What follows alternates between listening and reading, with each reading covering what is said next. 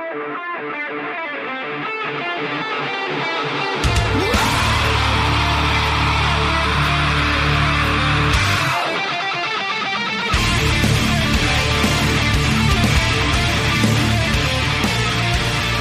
we go. Today is Sunday, March 12th, 2017, and this is episode 186 of the Defensive Security Podcast.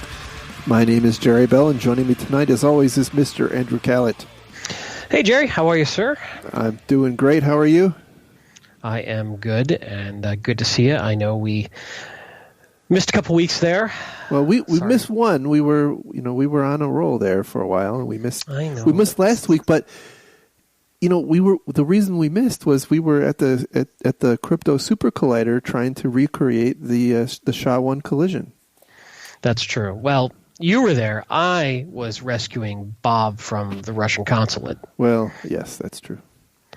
And he's currently recovering nicely in a hidden, undisclosed location in Canada. Good. Yeah, and apparently it seemed to have some sort of big file from the CIA. I don't know. He was talking something crazy, like a hard drive or something. Something. Yeah. It was weird. I told him to take another pill and go to sleep.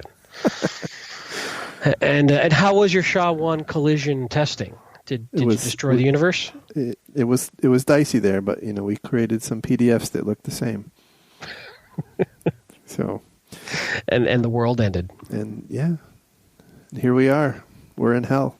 But you know what's funny about that? In all seriousness, I hate to say this, but it's articles like that get executive management to make changes. Oh, absolutely. We as engineering types could tell them all day long, this is bad, bad things are going to happen, this is bad. And then, that comes out and then suddenly CISOs are on the phone going, what does this mean? Why are we still using SHA-1? Right. Why haven't we fixed this? So, it is what it is. I want it fixed by Friday. That's right. We're back and no downtime. And we're back this week. So that's right. And before we get into the stories, there were two conferences I want to get a shout out to. And the first is B-Sides Orlando, which is April 8th. bsidesorlando.org. I suppose .com is probably some phishing site or something. I don't know. The cost don't go there. The cost is $20. It's free for students. And apparently they have a capture the flag contest that has some post-apocalyptic Russia hacking theme thing. So it sounds pretty cool. There's a couple of interesting celebrity headliners. So, and then the second one is Hack in the Box Amsterdam, which is April 10th through 14th in Amsterdam. Which one of these years we've got to make it over for that. I agree. We keep talking about it. I agree. And we keep failing. I mean, it's a non-trivial trip. Especially with the work situation these days. You can get information on that at conference.hitb.org. But by the way, Amsterdam in April is just amazing. So now, in years past, we've had a discount code for Hack in the Box. I don't have one this time, but... Okay. Sorry. Yeah. Well, that was awkward. Sorry, yeah. Whatever. Good. And, hey, May 6th, I'm told. No, I'm sorry. I lied. No, it's actually May 7th that I think it's going on sale for DerbyCon. No, I'm kidding. It's actually May 6th. I'm being mean. I heard it was canceled, wasn't it? Right. Yeah. I do plan to be at DerbyCon this year, is my current plan. Excellent. I should be there too. And I might fly up this year, privately rather than drive. It's a good distance for small plane flying. It's not bad. So, we just can't bring more than 100 pounds of stuff. It could be a problem. And if we're going to eat and drink like we normally do, we should take 80 pounds of stuff. Good point. All right. So with that, just a reminder that the thoughts and opinions we express on the show are ours and do not represent those of our employer. So I don't even know why we're recording this week. Nothing happened in the last 2 weeks. Absolutely nothing. I mean, pretty much nothing. We were just going to talk about, I don't know, more SHA-1 stuff, I guess, right? Anyway, kidding. We kid. So the first story we have for this evening is from bankinfosecurity.com. The title is Emory Healthcare Database Breach. What happened? So not a ton of innovation here, right? But I thought the story was pretty interesting. Yet another instance of a MongoDB with no authentication hanging out on the internet. What was kind of novel about this one was apparently on December 30th, I think it was Chris Vickers, or isn't his name, found the database as he is wont to do, notified Emory. Apparently they ignored him. And then a couple of days later, they went back to check if it had been closed, and found that it had actually, the database had been ransomed. Emory's playbook is very specific. If Krebs calls, you take that call. That's true. Yes. Right. This guy wasn't Krebs. True. They're going to update their playbook. I should hope so. So this has been a common problem lately. We've got all these MongoDBs out there that people are mass scanning for to find them and are getting exploited left and right.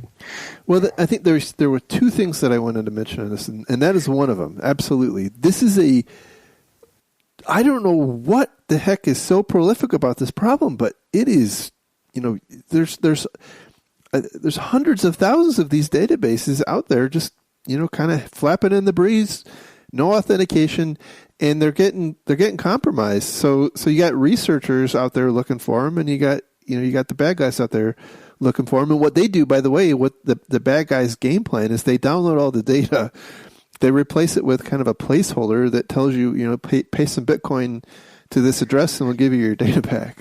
Hopefully they download all the data. Well, I think in some cases they actually haven't. They just delete it and then make you pay a ransom and you don't get your data back. And this goes back to something we've been talking about a lot on the show, which is that this, for lack of a better term, shift to the cloud, which is making a lot of less technical folks have much easier access to this sort of infrastructure than in the past. And they don't have to jump through hoops to spin it up. They don't have to get firewall change requests. They don't have to go through change control. They don't have to do all the typical stuff that an organization used to build into their process to protect themselves. This allows them to very quickly spin this stuff up. So that's a blessing and a curse. This is the curse side of that. It's much more easier for them to forget or not know about common security steps to take to harden their infrastructure until they get popped. Yeah, and I think that the cloud providers tend not to help matters any either by calling their stuff secure cloud, or the cloud is secure, and what they're when those claims are made, they're talking about a very specific kind of threat scenario, not leaving your MongoDB completely open to the internet. So anyway, the other angle that I wanted to mention is, when you get a report of, when somebody comes to you and says, "Hey, your data is hanging out on the internet," you should have a process that can handle that. And I know. Yeah, I completely agreed. I completely agree, and you should have a functionality for that. You should know how people might report that to you. Make sure that the email addresses registered on domain names go to somebody who has a clue. But I think often people fear that might be, if they're a little less technical, that could be a phishing attack or something. And we've taught them to be gun shy of that. Well, so we've sort of shot ourselves in the foot a little bit here. True. I don't know. It's a tough. It's a tough situation. By the way, all of that dovetails into the next story. Oh, yeah? Which is from networkworld.com, and the title is Security Alert Overload Threatens to Bury Security Teams. Ooh. Yes. So I don't. Anybody who works in security probably is not terribly surprised by this, but this company called ESG Research did some surveys, really not any details about who they surveyed or how many or whatever, but 36% of whoever they surveyed said that their top concern is keeping up with alerts, and 42% said that their company ignores significant numbers of alerts because they can't keep up. And that last story probably is endemic of the problem here. Well, and this is something we see a lot in the aftermath of a breach. They go back and say, "Oh, look, if we had only looked at these alerts." Right. A couple things on that, though. It's very easy to understand in retrospect that an alert is valid. It's that whole signal and the noise problem that we've talked about. But yeah, I think this is a very real problem. Now, aren't there tools out there that are supposed to help you with this? Well, see, that's true, and I bet you that this survey was actually probably commissioned by some group who sold machine learning stuff to help you, cut down on the number of alerts that you have to deal with, and they actually recommend that you talk to your SIM vendor and their customers to get some idea of the workload that comes along with it, and then you should focus on new types of products that have machine learning, as I mentioned, and then focus your incident response using automation and orchestration, and then get some help from the professional services companies that sell all that stuff. Right? I will tell you, Am I there's close? one comment. I think so. It's funny because one comment at the end here. This is the last paragraph. It's also worth noting that the global cybersecurity skill shortage precludes any organization from simply hiring their way out of this mess. Yep. Now, any single one. Nobody can possibly do this on their own. Is what this is telling us. So that means you absolutely need to buy their stuff. Period. Their Blinky box. Get on it. Their Blinky Cloud. I think they need to start selling Blinky Clouds. I'm going to go register BlinkyCloud.com. Probably already taken. Darn it. All right. But in all honesty, this is a real problem, and I think this is a maturity of a security organization comes around tuning and really getting mastery over these alerts in their organization. I think it's tough to do when you're chasing your tail all day long. Well, you in particular have talked about that a lot. That you really have to keep some cycles in reserve to be able to focus on those more strategic things. Otherwise, you really start to lose the ability to be strategic, and you're just completely firefighting. And things at that point, things are falling on the floor, and you're missing MacKeeper security notifying you that your MongoDB is open to the internet. That's true. So, and by the way, I make fun of it, right? They're not wrong. Automation is. We're getting to the point now where we're instrumenting things. It's your only option, really. Yeah, we're instrumenting things to the point now where we're pulling in a lot of data, and the only way to handle it is through automation, and so but by the way, that itself requires its own set of skill sets, and also operational models and so on and so forth. A lot of companies are pretty skeptical and actually resistant to the whole automation and orchestration model. So, I mean, there's some. But like with anything, it's doing it properly. Absolutely. Yeah. And by the way, I think from a career standpoint, this sort of thing is probably one of the next big horizons for IT security. Is in the in the machine learning, automation, orchestration type space. To help companies through the kind of the overbearing number of alerts they have to deal with and whatnot. So, well, and I think long term, where I think the industry is going, is where we're starting to sense is we'll eventually have automated replies and responses to those alerts. Oh, absolutely. Yep. Which will start the rise of Skynet. Definitely. Definitely. That's why, I mean, you gotta have the robots that can run around your office building cutting the Ethernet cables. Well, currently we're still working on the packet sniffing dogs that'll be able to find the bad packets and True. bite the cables. True. And then we can work on building the robots. So much to keep track of. So, moving on to our next story, which comes from also Network World, and the title here is Trend Micro Report: Ransomware Booming. In case you had, I didn't realize ransomware made a noise. yeah, you know what they call that word, by the way? It's called an automatopoeia. Did you know that? I think I did, actually. Okay, good. Because there's some old rhyme about, I don't want to see you. Yeah, right. There you go. Mm-hmm. Anyway, this is a probably not a terribly earth-shaking report, but they talk about how in 2016, Trend Micro identified 752 new families of ransomware, up from 29 in 2015, and that's not just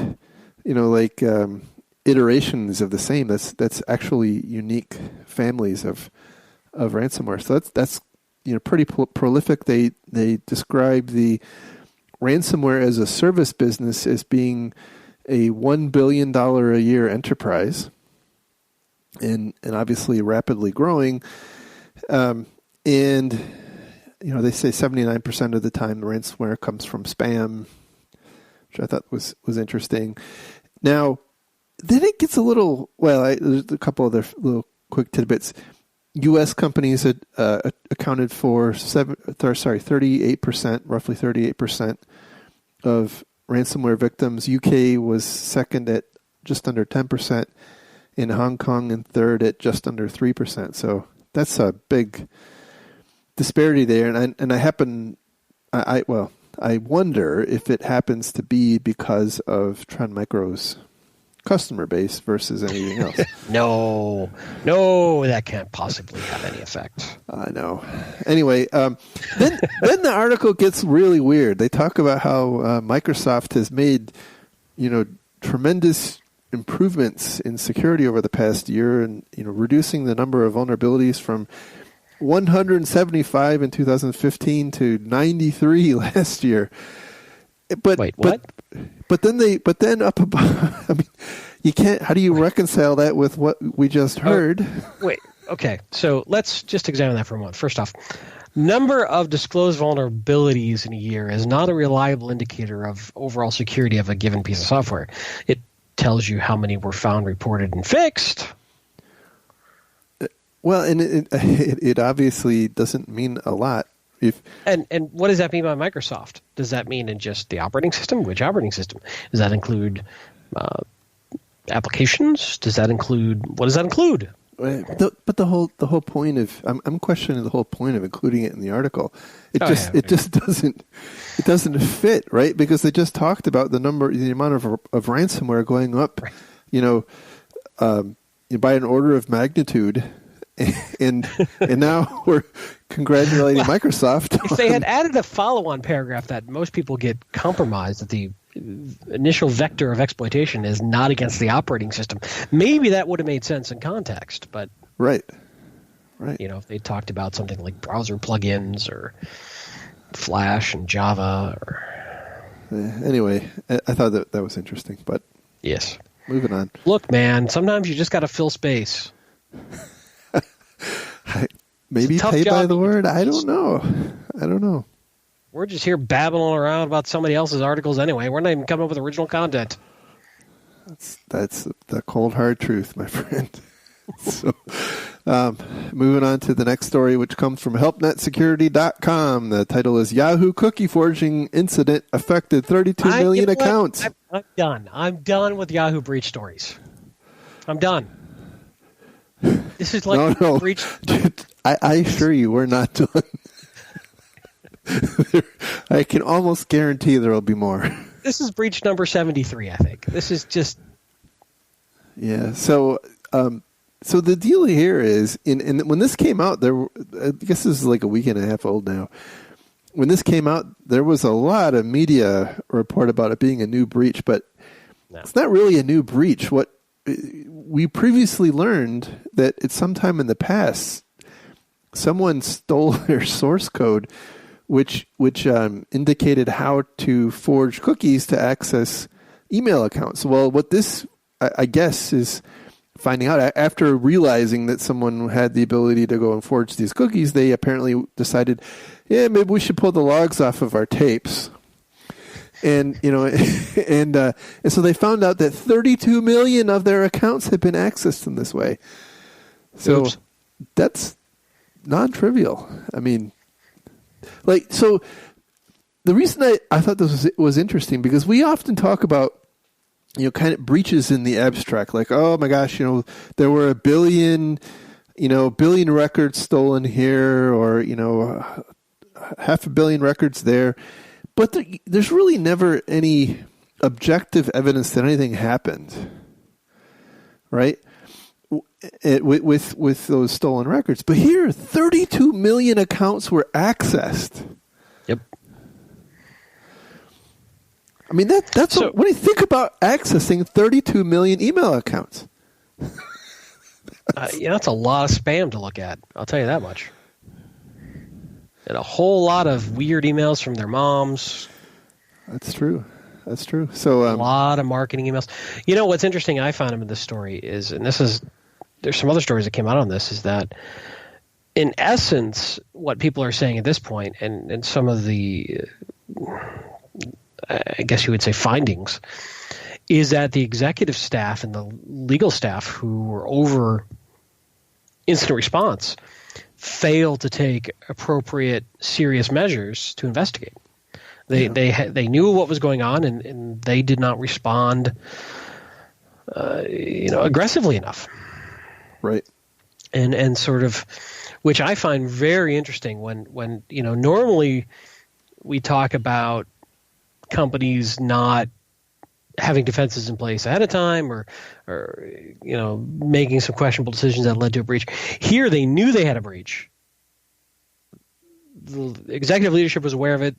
They were brought into the picture, and they apparently did not take it seriously enough to fully understand the scope of the breach and the impact of the breach. Right. Which is pretty damning. Yeah, and so the CEO is foregoing her bonus. I think we talked about that last time. And since then, I think it was the general counsel got the boot. Yeah. And then, which starts to become an interesting conversation at that point of what is appropriate due care in the aftermath of a breach. Yeah. From an industry standard standpoint, what's reasonable to do after a breach? Right. And this is somewhat of a new area, I think, that we haven't spent a lot of time in yet as an industry of reasonable action from a cleanup and incident response standpoint to not miss something. I mean, I think most companies in general, at least from the outside, seem to take a fairly aggressive tone in terms of understanding what happened and why and figuring it out. This is not something I've seen too often, where a company didn't take appropriate measures and continue to have breaches as a result. Yeah, I'm sure they're out there, but this is a fairly evident example of it. Very true. And it's I think one of the reasons that it's turning into such a thing is that they didn't, as I recall, and I'm going off of memory here, but they didn't disclose it on their SEC filings like they were supposed to. Oh, see, that's just not good at all. Yeah. See, that's just not. You just don't mess with the SEC. Right. They don't play. Anyway, they will come slap you. I can guarantee we'll be back talking about something new with Yahoo. Anyway, for now, let's move on. All right. The next story comes from Dark Reading. The title is New Cybersecurity Regulations Begin Today for New York Banks. And this would have made a whole lot more sense if it were on March 1st. Right. So today being nearly 2 weeks ago. Yeah. So the Department of Financial Services in New York, which is the financial services regulator for financial institutions in the state of New York, released a set of regulations, and that they're cybersecurity-focused regulations that apply to a fairly broad section of financial services companies that have over $5 million in revenue or $10 million in assets. And I think it's like things like investment companies, banks, insurance companies, and many other things. And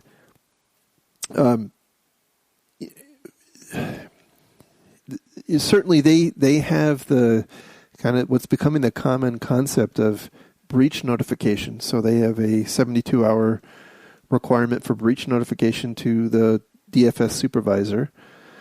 So once you detect a breach, you have 72 hours to notify. And they also mandate that you have a CISO.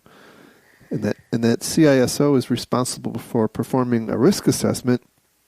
And that risk assessment is used to guide the formation of requirements for the other, most of the other controls or requirements in the regulation. Things like you have to have two-factor authentication, but the places that it is needed is going to be guided by that risk assessment. You have to have encryption, but the encryption has to be guided by the risk assessment, and you have to have controls on your vendors, again, guided by the risk assessment, and on and on.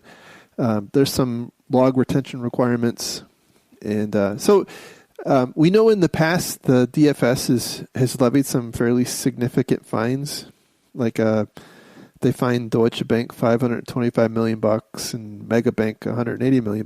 But those were for more serious kind of like criminal type things. But it does show you they can have some teeth. Yeah, what's interesting, though, is there's not much prescriptive in this. So they say have a CISO and have a risk assessment, but how you have a CISO and what you do with that CISO and how you empower them and where they're at in terms of authority in the organization is certainly not prescribed. So there's a lot of implicit expectations around these statements. Yep.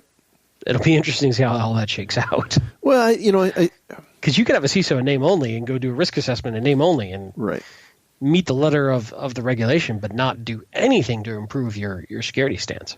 Right, but then they I think you do have to sign some kind of attestation to the on a yearly basis to the DFS that you're doing a good job, and I suspect that as long as you're not breached, you probably don't have a problem. Well, right? But once you if you do have a breach and they come in and they look at your stuff, then then of course, well, you failed in doing XYZ. Right, you're not PCI compliant. Right. I also think it's interesting that states are now starting to invoke their own cybersecurity laws, and it'll be interesting if we get a whole patchwork of different laws from different states, which will make some corporations' life pretty difficult, I think. Well, and to be honest, I think that was one of the reasons this particular regulation was a little on the generic side, because there isn't just one way of operating a company. So, right. So I think they tried to walk the line between being too prescriptive and not prescriptive enough. But this is one of the more prescriptive. I'll just tell you, this is one of the more prescriptive laws out there. If you contrast that with like the GDPR in Europe, which just says, think about the state of the art and then design your controls. That's right. That it's a little more, gives you a little more to go on, but it's not, for instance, as prescriptive as HIPAA. Right. So, but anyway, I agree with you completely. If we see this become a trend and other states start to follow suit, that could be a nightmare for companies. So, well, we'll see what happens. Yeah. But it's one more thing that we have to worry about as we watch these things. Yeah.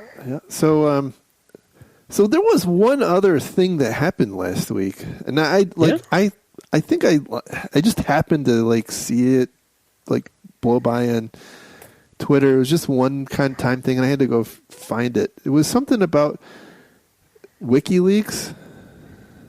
Are they still around? Are they still a thing? The guy he's held up in the, I don't know. Well, he's in Euro Disney. Turkish prison or something. Isn't he stuck in Euro Disney? Oh, that's right. Euro Disney. Yes. Like you can't get off. It's a small world. It's a small world. That's right. Yes. Yes. I forget. Was what I was thinking. No. No.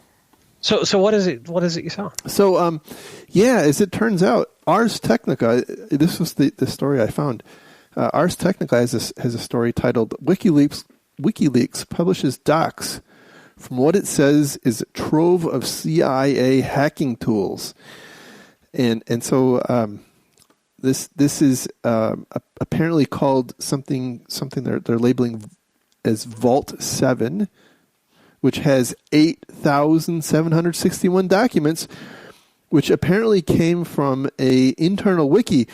Which, where have we heard this before? Mr. Snowden took like the SharePoint server. Hey, Snowden's in Russia. I know. Can't blame him on this one. No. I'm saying that they apparently have a problem with wikis in the government. And by the way, it's very apropos so that it's first a you wiki. hate Active Directory, now you're hating on wikis. You just hate organizational data. Yeah, I think you're right. You cannot handle when data is organized in a hierarchical manner. You're right. You got me. That's a weird phobia. We'll have to come up with a name for that. You got me. Somebody's going to email us. All right. So it's a pretty big deal. But you know what's interesting is they redacted a whole bunch of interesting information from it too. Yeah, but not everything. But not everything. So, so what apparently is in here is a lot of the tools and techniques and tactics from the group in the CIA who's responsible for their cyber operations, and so there. And of course, I kid, right? There's been all sorts of scare news and whatnot, including from WikiLeaks itself about how the CIA has completely owned Signal and all these other WhatsApp and Telegram and secure messaging applications, and they're no longer secure. And I guess you should just like burn your phone in the microwave now. And no, I thought we decided that doesn't charge your battery. Well, look. I thought it was going to work. They told me it was going to work. Don't make fun of me anymore about it. All right. Carry on. It worked in the video, so stop it. But all this being said, there's still a lot of analysis going on here.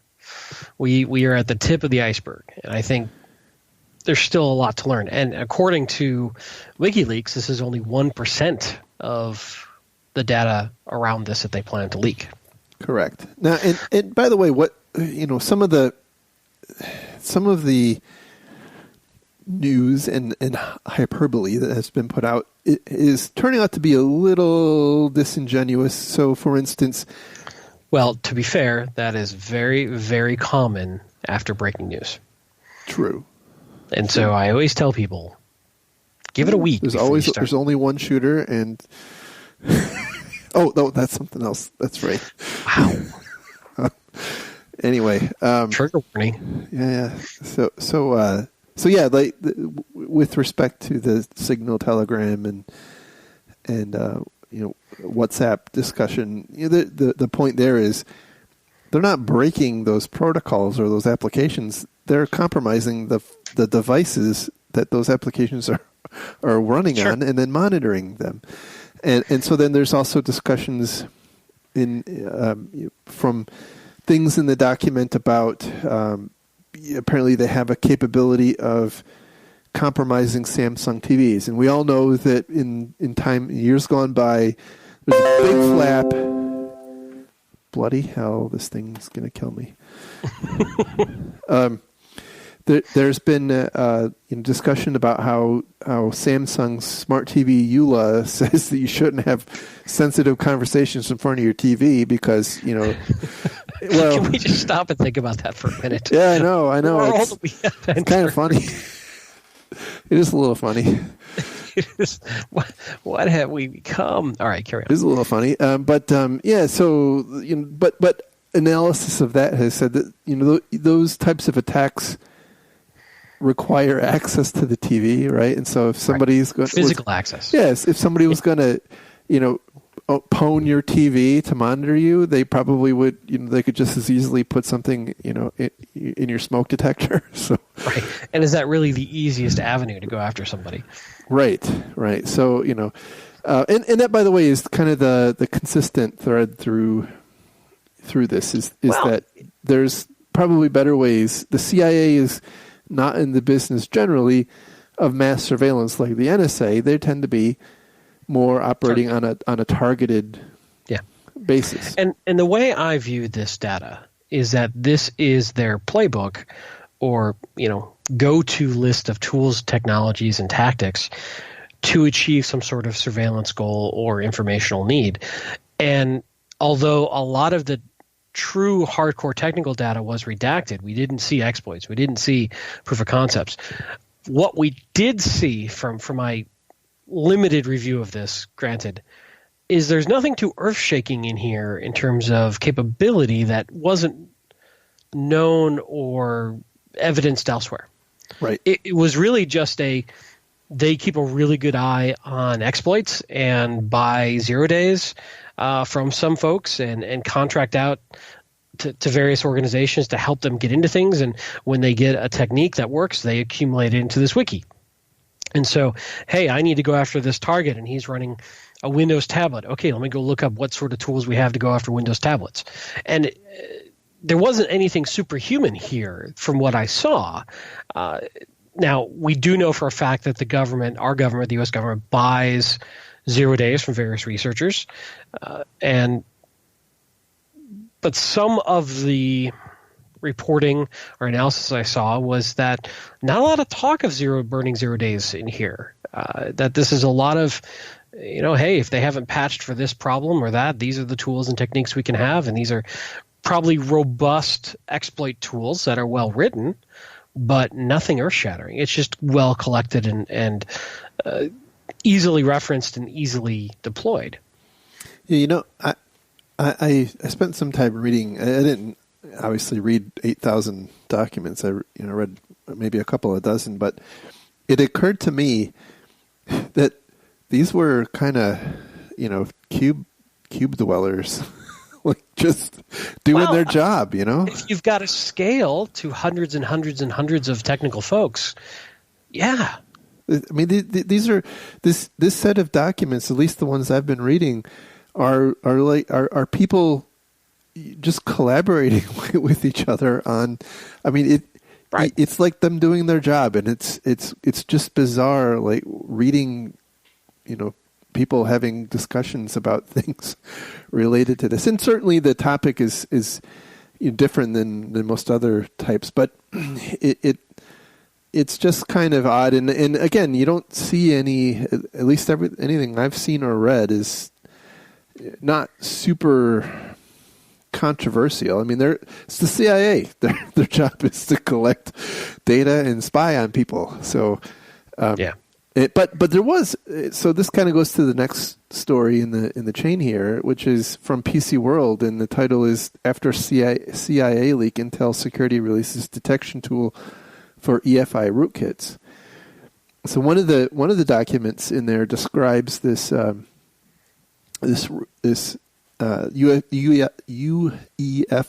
rootkit for MacBooks, which basically infects the EFI volume, and then once that happens, it's really hard to clean your system. Right. And so Intel created and I guess they've had a framework to do this for a while now, but they've created and released a tool where you can create. It requires you to have a known good system, but you can create a whitelist of what's supposed to be in the EFI volume, and then you can compare. And I guess if it comes up different, you throw it in the microwave, I suppose. Well, this also goes to Apple saying that they have patched all vulnerabilities that were released in this archive. Yeah. I don't know how they know that because we haven't seen much exploit code. Well, so there were other stories that I didn't include here, but there were other stories about how the the CIA has, or sorry, not the CIA, WikiLeaks has said they were going to be working with. Well, they said they were companies. going to, right? But I don't think they have yet. Well, I'm wondering if this is an example of that, or maybe not though. Maybe because this is not really targeting a specific exploit. They're just like giving you a way to see if your EFI is good. Yeah. It could be, which is not a bad thing, right? I mean, that could help on a couple of different fronts. Again, there's nothing unique about the techniques and tactics that have been revealed from this stump. Other organizations could be doing very similar things. In fact, we don't really have a story about it. I mean, we could talk for many shows about this without even getting into any of the politics of it, because we typically avoid the politics of this. Some of the talk about attribution and throwing off attribution I thought was very interesting as well. We got one. Yeah, no, I know, but we got there too. But they start talking a lot about the what was the supposed NSA team that got their hacking tools leaked a year or two back. The Equation Group. Yes. Like there's talk in here of how the Equation Group got themselves in trouble by how they wrote their code and whatnot, and how they can. Again, this goes back to a point we make a lot, that hardcore attribution is hard because you're dealing with digital data that can be so easily manipulated. Right. Now, but it's interesting, and I guess that is a good segue to the last story here, which it comes from CSO, and the title is CIA False Flag Team Repurposed Shamoon Data Wiper Other Malware. And I would actually take a little exception to that. I don't think, at having read the documents, that there's a lot of evidence, or really any evidence, of them running a false flag. I think they're just like trying to copy tactics. Right, which it makes sense in certain ways, right? I mean, it's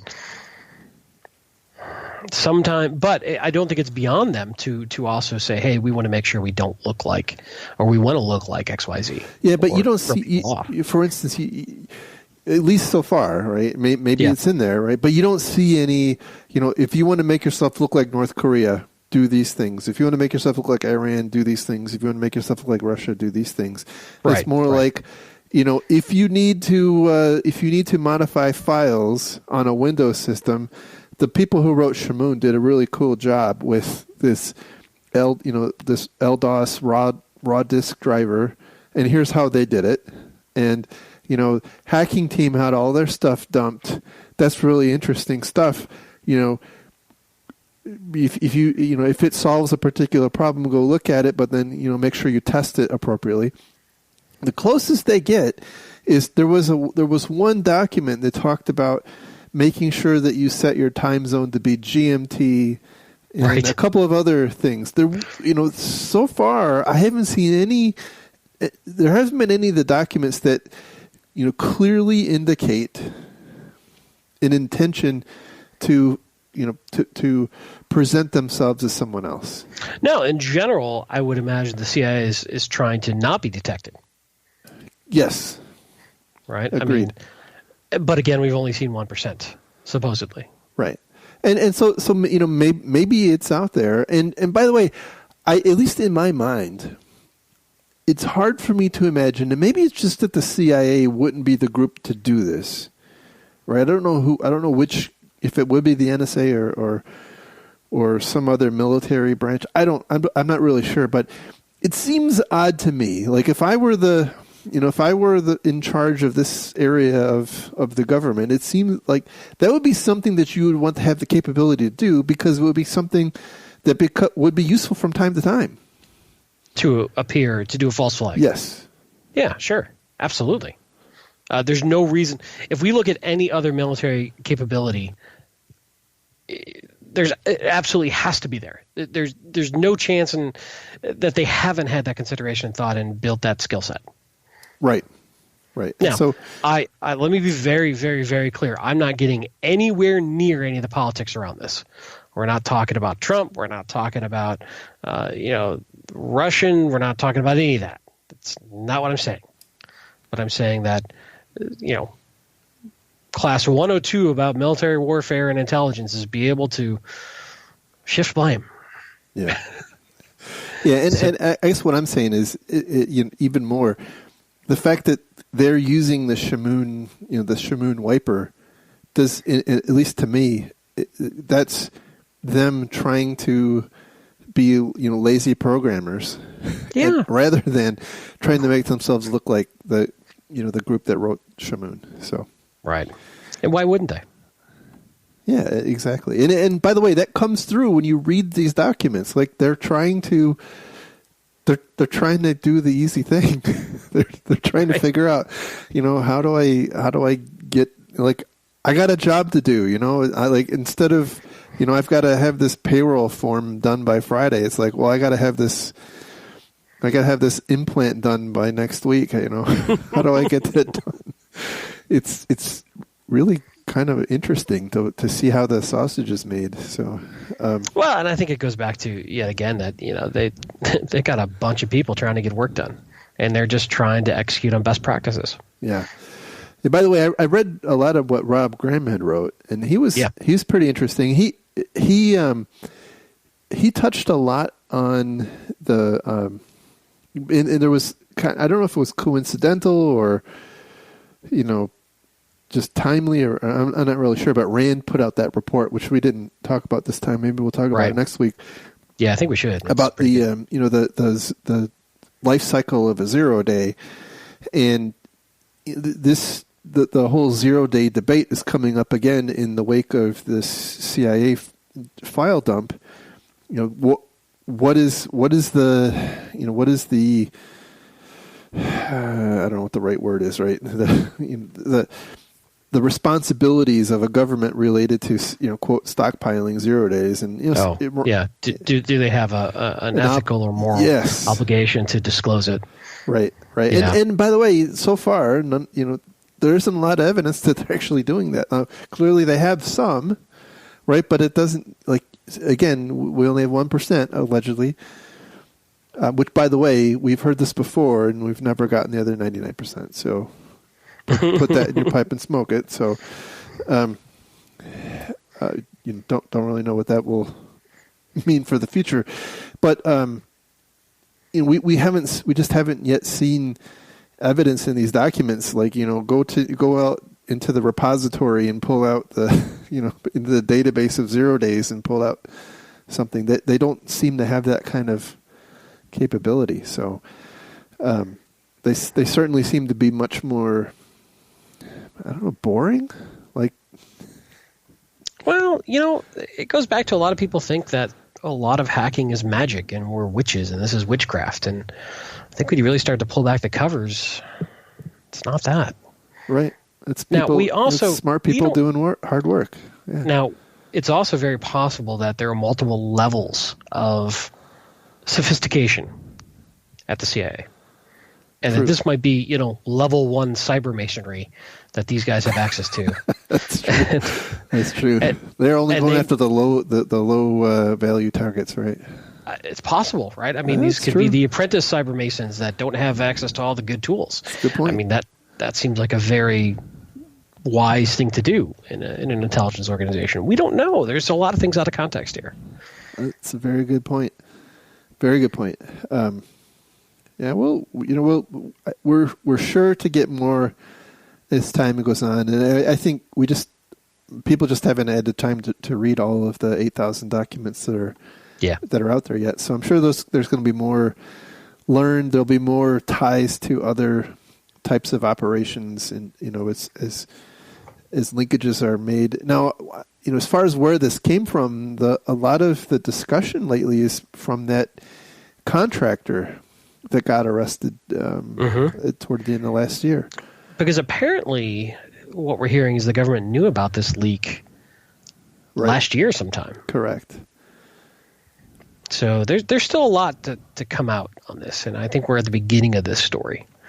Yeah, and the interesting thing was I don't recall the specific details, and if I were a good show host, I would have gone and read up on this before, but I had work to do.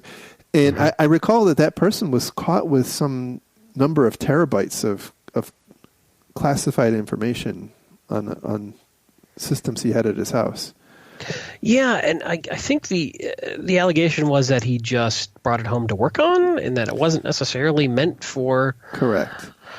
And my again, my expectation, do we know that for sure? We don't. My expectation though is that he was bringing it home and putting it onto his his Western Digital MyCloud, which was exposed to the internet, and people who were just going and. Or maybe he was uploading it into a MongoDB. Clearly, that's exactly what he was doing. Anyway. Oh, what are you going to do? Yep. So yeah, that's it for the takeaway. I think on this Vault 7 is take everything with a grain of salt until people really have time to work on analysis. Yeah, or analyze it yourself. Yeah. Well, my take is the world isn't ending. There's really, we learned that the CIA spies on people, but we already knew that. And they're lazy like the rest of us. They just want to hack them over the internet. Right. They're lazy like everybody else. And if they can sit in their underwear and eat Doritos and drink Mountain Dew while doing their job, they're going to do it. Exactly. That's what I do. I'm doing it right now. I know, which is why it's really awkward that the camera's on. Really awkward. The other thing I will say is that I'm not at all getting into whether or not they should or shouldn't do this, but at the end of the day, I like the concept of this information coming out because if there are patches out there that haven't been patched, this allows us to patch them. And ultimately, we could potentially all become more secure as a result if they are sitting on vulnerabilities that are unknown. Yeah. The flip side of that, and we talked about this in the wake of some of the previous things like this, the flip side is that these types of things often serve as a handbook or roadmap or what have you for criminals and other governments and whatnot. And so people who may not have had an inkling of how to run an EFI rootkit on a Mac to do their their persistent ransomware infection. Now they may, right? And so that's the trade-off. And I mean I don't think we can get away from that. It's just something. No, this is the debate we've always had from day one with disclosure of vulnerabilities. And if you don't disclose them, I mean, it was just speaking of our friend. I'm suddenly blanking on his name. You just mentioned his blog. Oh, Rob Graham. Rob. Sorry. Clearly, I'm getting old. He just had a tweet storm about this, about, even if people don't disclose what the details of a patch are, you can very quickly do a diff on the patch, figure out what changed, go start poking at whatever it is that it patched and figuring out what it was that was vulnerable, how it was vulnerable. We cannot get away from probably disclosing those vulnerabilities. And I think the only likely realistic defense we have in the short term is patch quickly.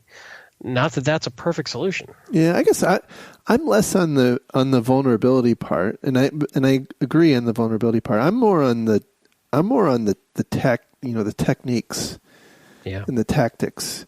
The government agencies are spend a lot of money developing concepts for tactics that are somewhat disconnected from the vulnerabilities. And I think it's those things that are manifesting themselves as much more difficult types of attacks from kind of the financially motivated criminals rather than foreign governments. And if I was feeling particularly snarky or naive, I could say, well, doesn't this raise the overall security of the entire internet because we learn to adapt against these attacks? But I know the answer to that is no, we don't. We just keep making the same mistakes over and over again. Yep. And on that cheery note. Yes. So anyway, thank you everyone for listening, and thanks again to our Patreon donors. Yes, thank you very much. Thank you much. You guys are awesome. Let's see. I guess the next conference we'll both be at is probably going to be DerbyCon, which is later this year. So make sure you pencil that in and get your tickets so that I don't have to help you get tickets after you miss buying your tickets. Unless I miss buying a ticket, then I'm going to ask you to help me. Yeah. Unless we got off our ass and put together a talk and see if we could get accepted. We should do that. We really should. I mean, you have enough trouble doing a show. Do you think you have time to work on a talk? I don't know. I'll ad lib. Yeah, that's how you get accepted. We're just going to show up and chat. Give us time. Yeah, no. Just an hour. That's all we want. Not that special. That's all we want. Anyway, you can find links to the stories we talked about on our website at www.defensivesecurity.org. You can follow the show on Twitter at DefensiveSec. You can follow Mr. Khaled on Twitter at Lerg. That's Lerg, by the way. And then me on Twitter at MaliciousLink. And with that, we will talk again, I really hope, next week. Have a good one. Have a great week, everybody. Thanks so much for listening. Bye-bye. Bye-bye.